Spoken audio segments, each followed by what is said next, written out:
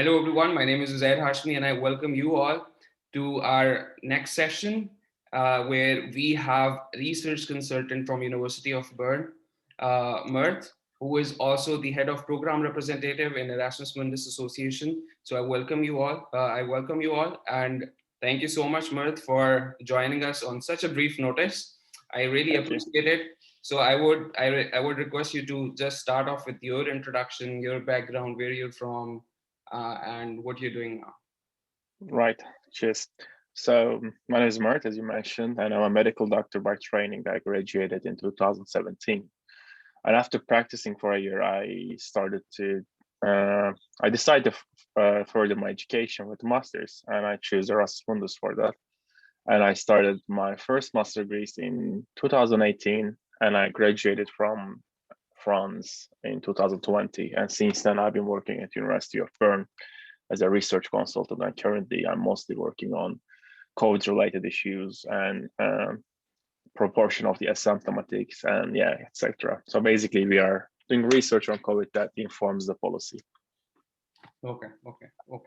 Perfect. So I want you to know that since you have joined Erasmus, I just want you to know that we, as a NUST Alumni Association, we focus on giving best to the students because we have gone through a lot of struggles to reach the position, and there are so many things that are not being told, and there are so many things that our students are not aware. So the purpose of having webinars like these is to create awareness so that students understand it's not impossible to, let's say, obtain scholarships and to go abroad, because there are so many brilliant students I've seen in my life who maybe are much better than me in terms of intellect and in terms of contributing in society, but they're just not sure if they're good enough to, pursue their education abroad. So why do you think this lag is, and how do you think we can, overcome this, keeping in mind the undergraduates who are in the last year and they're graduating and preparing for their future?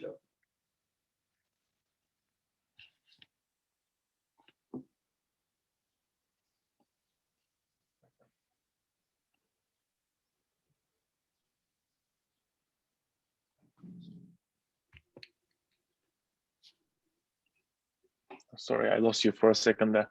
So I think I'm just gonna repeat your question so that we are clear on this. So you're wondering whether or not why are we lacking to go abroad?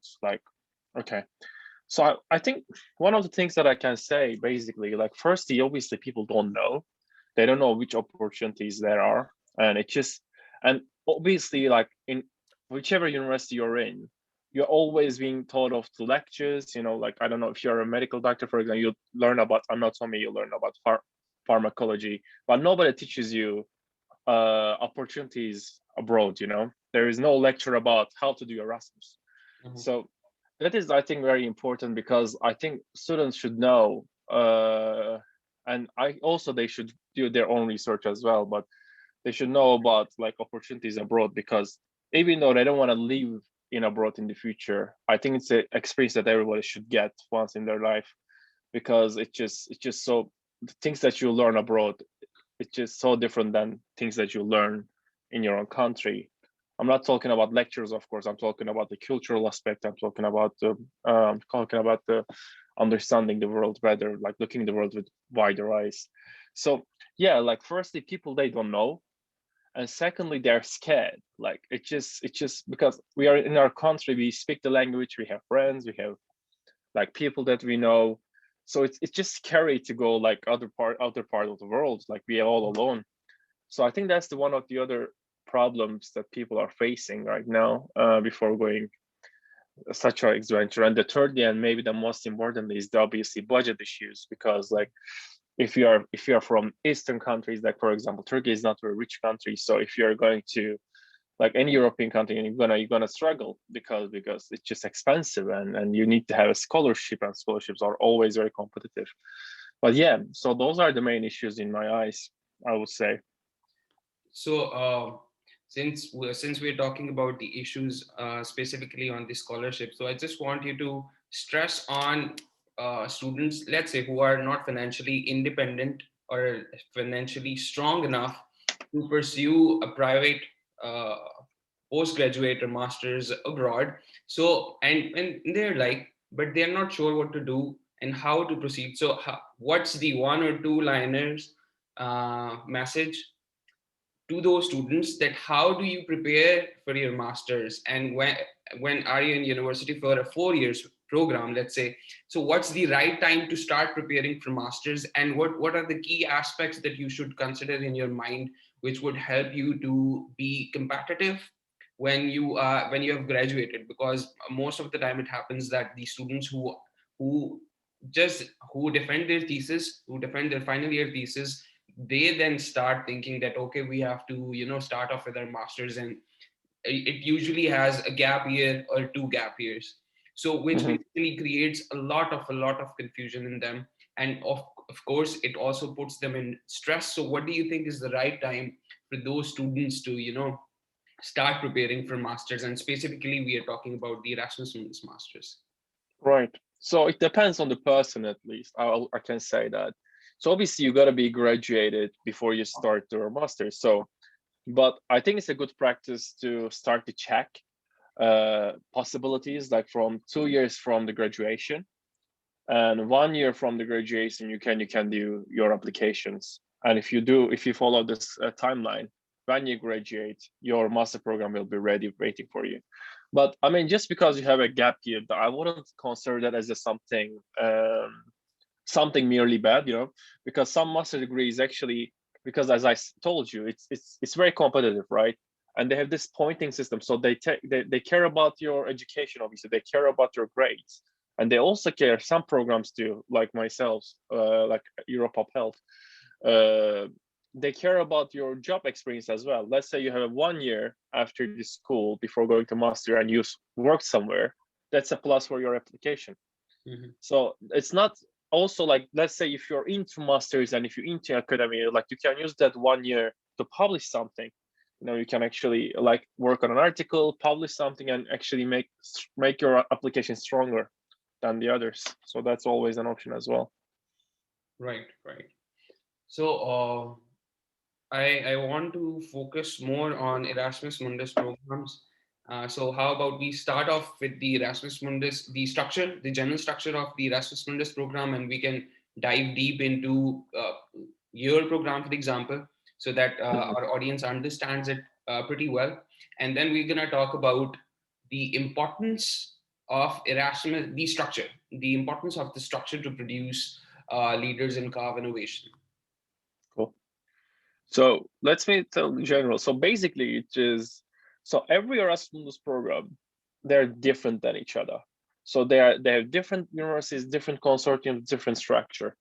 But basically, what it is, like, you spend 2 years and you write your thesis, one thesis for 2 years, and then you graduate. That's how it works.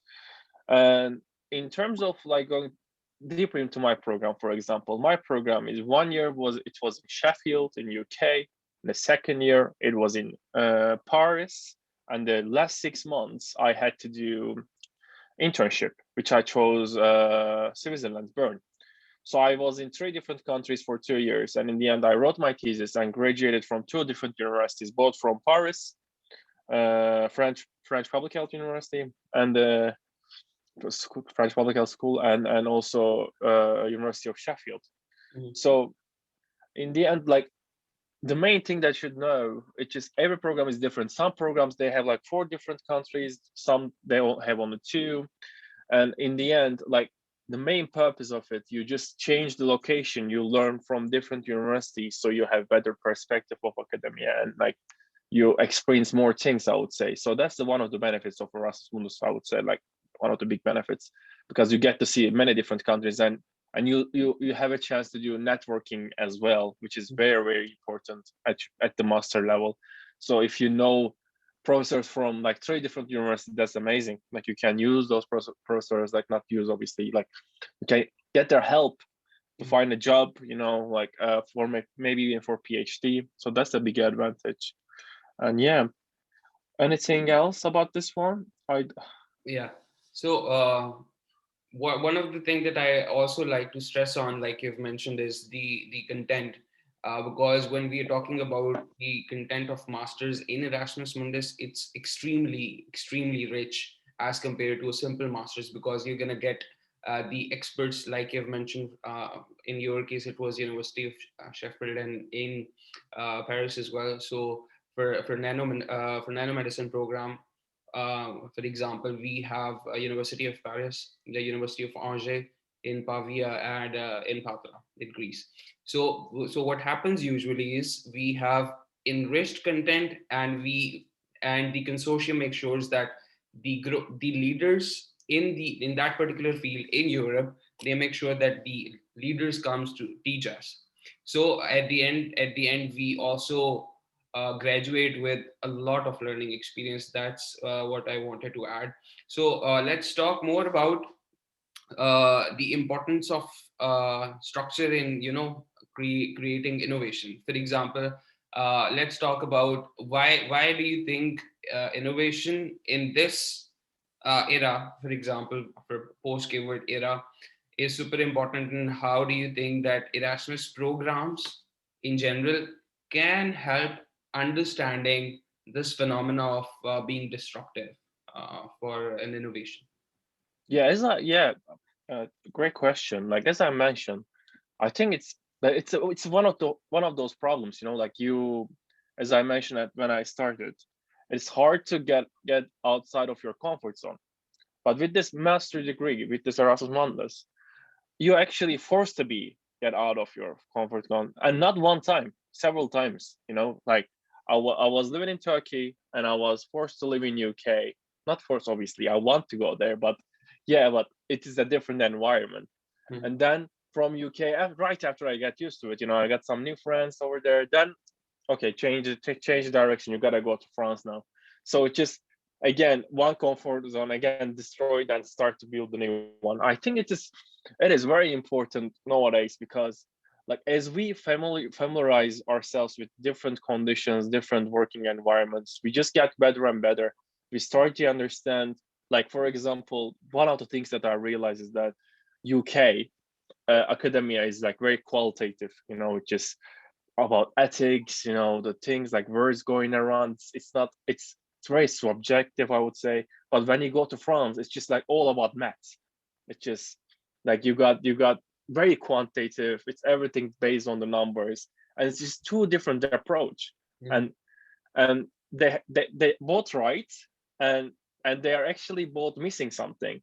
But Mhm. because like I was there in the both different universities, I get to know about the different perspectives as well. So when I read an article from a French publisher, I can say, okay, I can see what you are doing there. You are a quantitative person. That's a quantitative approach, and yeah, this is how like generally like French public health approaches the issues. And then when you look at the Sheffield, you see like this ideological arguments and ethical issues, and it's very fascinating again, and that's the way they're approaching. So it is like I think it's just very unique opportunity, as you said, and it just the make that the thing that it just forces you out of your comfort zone makes you much better person in terms of academically and also for the work environment as well. Because when you start to work, you just gotta keep change your location, your team.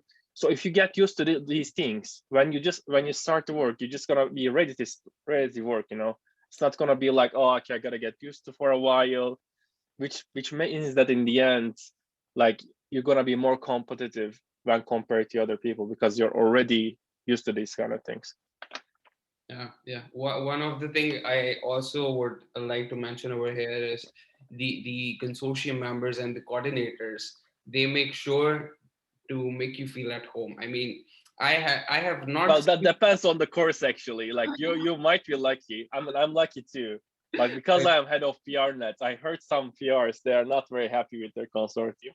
But generally true. They are really Yeah, helping. because I've seen professors putting an effort extraordinarily, and the coordinators, they put a lot of effort to make sure and help you on all the things. So that the goal is to make sure that you are much more focused on the curriculum, And like you've mentioned on the networking, because Erasmus Mundus provides you an enormous network of researchers and in whatever field you are, to make sure at least you understand the European research ideology. Because if you're outside Europe and you're searching for something, it's super easy to search what's happening in US, UK, Australia, or Canada, but the structure in Europe is super integrated. So unless you penetrate in the system, it's very difficult to understand who's working with who. Because over here in Europe, it's an underrated thing that researchers do not collaborate, but everybody knows everyone here in Europe.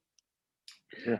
So, so moving on towards the range of programs, can you shed some light on the range of programs that are being offered by Erasmus, and so that our audience get a good idea of the range of programs, so they don't limit that, okay, Erasmus Mundus is just for engineering or just for medical students, and what are the ranges that are being covered? Oh no, just like that's what we very wrong to assume. Like basically, like I think as much as I know, there's close to 200 programs, and they're like all everything, like whatever you want to find, you will find it. Like there is a course on public health, like myself, and on engineering, on journalism, on art, on wine tasting. Like you can find masters on anything in Erasmus. So you just gotta write your area. Let's say you're a lawyer, right?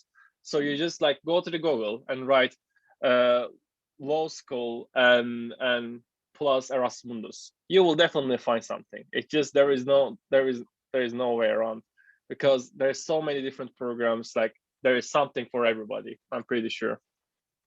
Okay, okay.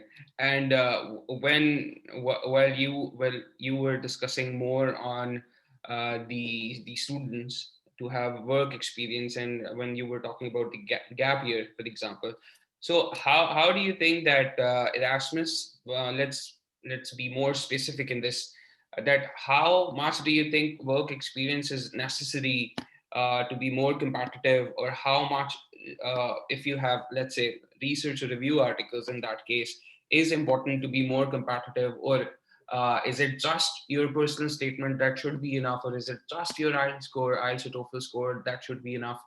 So these students usually are trying to search for every single thing that's possible, and they come across usually the contradicting things. So it's better to hear it from people who have already secured, and people who are serving with the Erasmus Mundus Association, to make sure that they increase the impact so maximum students can get benefit. So what in your opinion is the mantra? I think it's just like it makes sense to be contrary, because it just depends. Like depends on the program. Some programs they value more about academic background. The others they value more about work experience. So it depends on the program that you're applying. But I mean, my advice would be overall, do not spend any year not doing anything. Like it just like I know that during the COVID time specifically, it's hard to find a job, and it's just understandable. But it doesn't necessarily mean that like you gotta just not do anything. You can still take courses online, and you can still try to be part of something. Like in the end, what they are looking at, whether or not this person is motivated, that whether or not this person can finish this program successfully. That's the most important thing. So to show that you can finish that program, you gotta take responsibilities in the life. If you finish some articles, for example, and publish them, that shows something to them, right? This person published this article. Okay, that's good. That person can study and like have a knowledge of scientific world. So that's a big plus. Or this person been working in the like for public health, for example, this person working in the field for 5 years. So that's a big plus, because those are things that you cannot learn from the paper. Like working in the field actually is a big benefit for you as well. So in the end, there is no cut point, I would say. And as I said, it's always very competitive, but it's not impossible. Like in the end, you just gotta spend your time carefully, like every year, specifically when you're young, when you're recently graduated. Every second of your life is really important. You just gotta keep improving yourself until the time you pass the threshold, then, and if you accept it, it doesn't mean that you gotta stop improving yourself. You just gotta keep going, because that's the life. Mhm. uh, so that's the only advice that I can give. I would say, just don't spend time for no reason, not doing anything. And also, one of the things that I should mention, it's normal to get rejected. So many people get rejected. I think I did get rejected from many different universities. It's just so normal. Just apply many places and don't give up. Like, that's very basic math. Like, if you get rejected 10% of the time, and if you apply for 10 places, one place will accept you in the end. And that's how the math works. So just keep applying and don't lose the hope, and keep improving yourself. In the end, you will get somewhere, as long as you really want it. I don't see any other reason. Like as long as you're pushing yourself, you will get it. It just, even though it's competitive, you will get it. Yeah, yeah, yeah. And I just want to add a single point over here that, like Martha has already mentioned, that you should maximize the number of places, the number of institutions, or the number of programs that you're applying, to make sure that you maximize the possibility of getting accepted. I mean, I've seen people who are lucky enough, who applied in a very competitive scholarship, and they did not have that much of a good, profile. But luckily, no one applied. Like literally, no one applied. I know, so they got accepted. So it also depends on the people that are applying. Maybe there is a chance that you were competitive for a program in which you applied, but more competitive people applied, so you didn't get, so you got rejected. This should not be taken, like Mirth has already mentioned, in a negative way. I mean, the only thing you learn from failure is experience. So you're more experienced, you're one step more experienced than before, and you know one more thing that doesn't work. So talking about this, I just want to stress on one thing, that do you think, what in your opinion is doing a second master's? Because usually in the region where I belong, it's usually not considered good, and it usually is seen as something that the student was not sure, or if somebody is doing another master's, it's usually gets discouraging, because over there it usually is seen as, if you have done masters, either you can go for a PhD, go for a job, or an MBA usually. But if you want to switch fields, it's usually not encouraged. But usually, what I'll give you one scenario for example. What usually happening is, a student enrolled in some program and later realize that it's not what he or she is looking for. So usually and it's human to think, it's human to think about that. So usually what happens is, they're usually discouraged, and they end up doing some program which is even worse for a long term, in terms of their mental health is concerned. So, being a medical doctor, and you're working in the similar field, how do you see that, and what suggestion or advice or recommendation would you give? I mean, I would say, like, do whatever you like. Like, the master degrees it's just not like 4 6 years. Like, medical faculty is 6 years. Like, you gotta be sure, like, Mhm. whether or not you want to do. But masters, they take 1 to 2 years. It is not big deal. Like, if you're gonna live, I mean, long time, I hope. Like, that's what we are trying to do as a doctor. like, I mean, 1 year is not big of a deal. If you wanna try, if you wanna learn that topic, can definitely go for it. And having several master degrees actually quite beneficial. Like, it is like having 2 degrees it does not mean you are a worse person because, oh, you give up on one. It actually means that you are better because the other person has only one master's degree. Like, you have in your CV, like, it's better quantitatively as well. So, like, for me, for example, I'm a medical doctor, which means that when you're a medical doctor in Turkey, you have a master's degree automatically. So I didn't have to do masters, I could directly do a PhD. So after the MD, like, I was considering doing PhD. Then I looked at my grades, and they were not very bright. I was like, okay, I'm gonna go for master, so I can learn a little bit better. So I would have better grades as well. Then I would have better chance for applying for PhD. So I did double master degrees. So right now I have 3 master's degrees. I mean, and I think that's really makes my case stronger, because whenever I apply something, I'm a medical doctor. I have a degree on public health. I have a degree on epidemiology and statistics. So like I have 3 degrees, and it just people when they look at it, they're like, okay, this person can actually do these things. It just makes you quite competitive when compared with others. So I mean, if you want to do it, just go for it. You don't have to do it.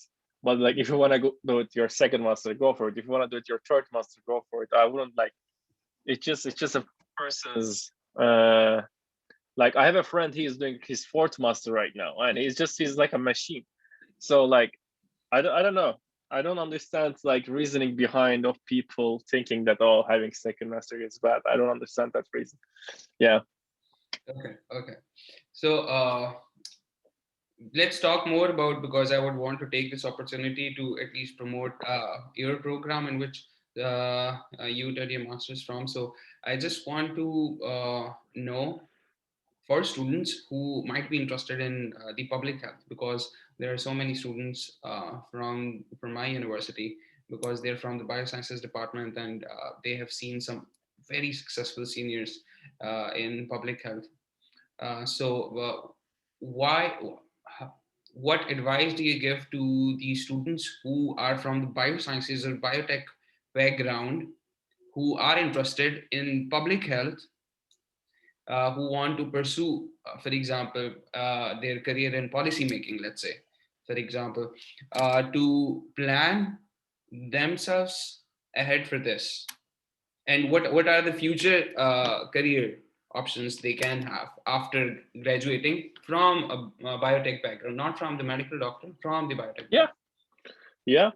So I would say like technology and health, it's just very integrated now, and it's getting more and more.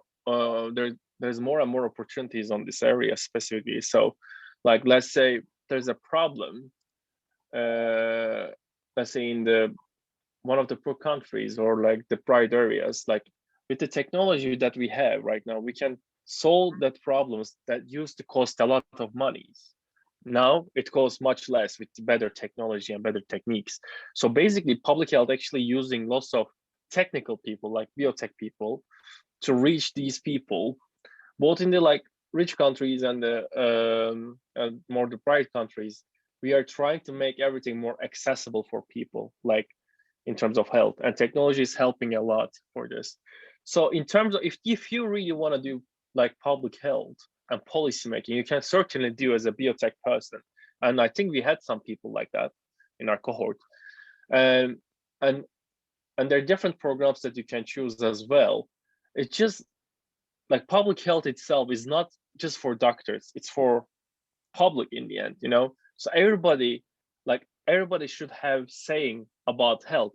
Teachers should, they can say something. Psychiatrists, they can say something. I know engineers, they have a saying as well. And in the end, every perspective is very valuable, because for me, I'm a medical doctor who's practicing public health. It's not very unique, like lots of people like me.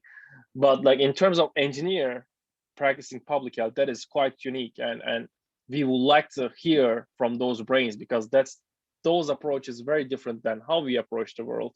And sometimes to solve a problem, you just need a different approach, like because you are looking at the same way for such a long time, and you Mhm, can't see that can't see the answer, which is very obvious. But mhm, somebody else just comes like with engineering background and say, hey, why don't you do that? And then mhm. in the end it works. So therefore we need like different brains in the area, and I would certainly encourage, if any people wants to do public health, specifically during COVID times. It's just, this is the time that like public health really shines, like lots of articles being published, and everybody's talking about public health and epidemiology, because this affects everybody. Mhm. So just go for it, I would say. Perfect, perfect. And if we talk more in general perspective about the students, about the prospective students who would initiate their studies in Erasmus Mundus, or the current students, even the current students who are preparing to be graduated this year or next year. So, how do you think the doing an Erasmus Mundus program puts them on competitive edge in terms of seeking jobs or PhDs. And I would also request you to take into consideration the language barriers and the opportunities that the Erasmus program provides in terms of overcoming those language barriers. Right. So like in terms of seeking job, like I think, yeah, I should definitely mention the language, because when you live in different countries, you get a chance to learn different languages, which makes you more competitive in the work area. Obviously, you gotta know English before you apply. Most programs require English, so you will know the English, you will know your tongue, like mother tongue. Then you will learn the languages that you're living in. You know, like let's say you're in France and you can just learn French. I didn't, but I could. But yeah, I mean, when you learn those things, like you're obviously more competitive, because you can, like right now, for example, because I only lived 6 months, I didn't have had a chance to learn French. But therefore, I can only apply for jobs which is in UK, for example, or if they are speaking in the research group in English. But if I were to learn French, I could actually apply for jobs in France as well. And some of my friends did that, and they're right now working in France. So any country that you are visiting with Erasmus actually is a future place for you to work, you know, like you can definitely work in these countries. And in terms of PhD is the same, because like you are learning their technique, like you are learning the professors, you know, you can get reference letters, you can reach them if there is a position, you can ask them to open a position for you. And yeah, it just, firstly you learn overall with this Erasmus programs, you learn about different countries, you learn about different languages, and and that makes you more competitive in the job industry and also for PhD. Okay, perfect. Uh, we are coming towards the end, and before I ask you my last question, I would want you to give us some information about Erasmus Mundus Association, its primary objectives, and how Erasmus Mundus Association is working to maximize the outreach for Erasmus So programs, and what are right, other activities are happening in Erasmus Mundus Association. right, right. So Erasmus Association, their main issue, like our main goal, is to make Erasmus courses, like programs, better for the students and make the experience better as well. So that's what we are trying to achieve. We're trying to improve our programs via our students. We are trying to improve our networking between students. We are doing research and many other things. Like my duty in EMA, I am the head of the program representative. So each program that I mentioned, they have one representative, and all the representatives I have the duty to control, and not control, I would say, uh collaborate with, not to collaborate as well, yeah. So yeah, basically, like my duty is just manage this PRs, so that they can actually communicate with each other, and they can improve their course via EMA help. So that's what we are trying to do basically, and it's a quite large organization. And program representative is just the one branch. There's country representatives, there's like other branches, like there's a branch that does research only, there's a communication. So it's a very big organization. I don't even know how big it is. And yeah, that's pretty much it. Okay. Because Pakistan is a country which basically struggles in terms of job prospects, right? So, what in your mind is the solution for this economic crisis? For example, if jobs are not there, even students who are super competitive, and if they go back to their home country, and this applies to all the developing countries, and if the jobs are not there, so what do you think they should do? I mean, they should either settle abroad, they should come back to their home country and work to build something. What is your opinion about Well, that's a tough question. Like, let's hope that like in 2 years this will be relatively over. It's not gonna be over ever, it? but it's gonna be manageable. I hope, the COVID itself. And I would say, like, it's obviously hard to find a job, and there is no guarantee that you can find a job. But in the end, let's say even though you cannot find it, just because you did your Erasmus abroad, you've studied for 2 years, you got your master's degrees in abroad, in the future you will always have a chance to find a job abroad. So that's always a big thing. Like when I compare with myself, with my case, Mhm. if I was a doctor in Turkey and only studied in Turkey, nowhere else, compared to my current myself, I'm a doctor and I studied in 7 different countries in my life. I have a better chance finding a job in Europe or in the US than the person who is only working in Turkey and not going abroad. So even though right after you graduate, even though you cannot find any job, which is very possible, unfortunately, in the current environment, Mhm. that does not mean that you are just failed. Mhm. It just in the end, as long as you keep working, as long as you keep improving yourself, just having that CV, having that graduation certificates will improve your chances in the future to get a job abroad. Yeah. Yeah, I just like to mention for our audiences over here that uh, I have seen, because I've grew in an environment where there were so much talented students who just got wasted just because of the lack of opportunities.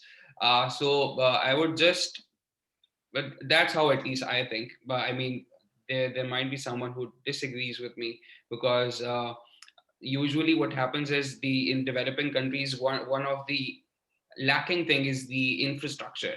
But the thing that we can do in our limited capacity is to have a broader experience, broader approach. And I think Erasmus Mundus program does give you that.